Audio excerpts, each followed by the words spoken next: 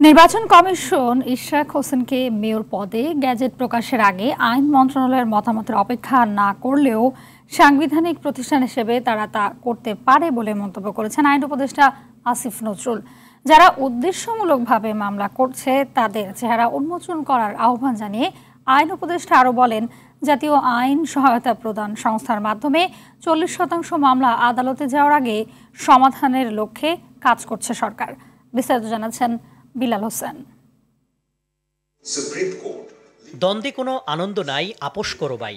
Legal add আছে পাশে, কোনো চিন্তা নাই। প্রতিবাদে পালিত হচ্ছে জাতীয় আইনগত সহায়তা প্রদান দিবস।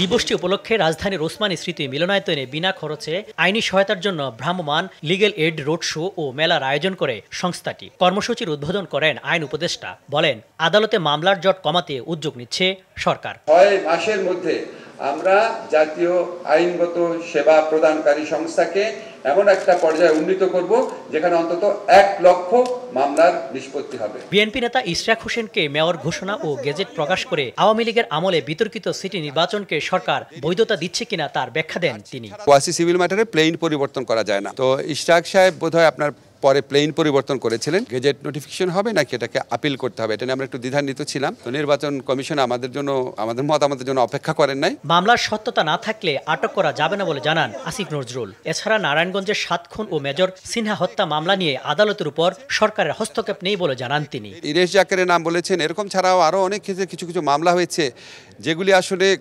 আপনাদের কাছে আমরা একটা অনুরোধ করব, এই মামলাগুলো যারা করে আপনারা একটু তাদের কাইন্ডলি খুঁজে বের করেন না। এবং এখানে অনেক হয়রানিমূলক মামলা হচ্ছে, বিদ্বেষমূলক মামলা হচ্ছে, অন্যের জায়গা জমি দখল, ব্যবসা দখল করার জন্য মামলা হচ্ছে। যে অভিযোগের কোনো বস্তুনিষ্ঠতা পাওয়া না গেলে কাউকে যেন গ্রেফতার না করা হয়। যেখানে আপনার বস্তুনিষ্ঠতা নাই সেখানে যতভাবে আইনগত প্রতিকার দেওয়া সম্ভব সেগুলি দেওয়ার চেষ্টা করে যাচ্ছি। এদিকে সচিবালয়ে সংবাদ সম্মেলনের সংস্কৃতি বিষয়ক উপদেষ্টা মোস্তফা সরোয়ার ফারুকী জানান, অভিনেতা ইরেশ জাকেরের বিরুদ্ধে হত্যা মামলার বিষয়টি খুবই বিরক্তকর। ইরেশ জাকেরকে আমি পার্সোনালি চিনি, আমি জানি জুলাইয়ের আন্দোলনে উনি জড়িত ছিলেন। ফলে এটা ডিপলি ট্রাবলিং অ্যান্ড ডিপলি ডিস্টার্বিং। কিন্তু আবার বিলাল হোসেন, অটিভি, ঢাকা। মামলা করেছে।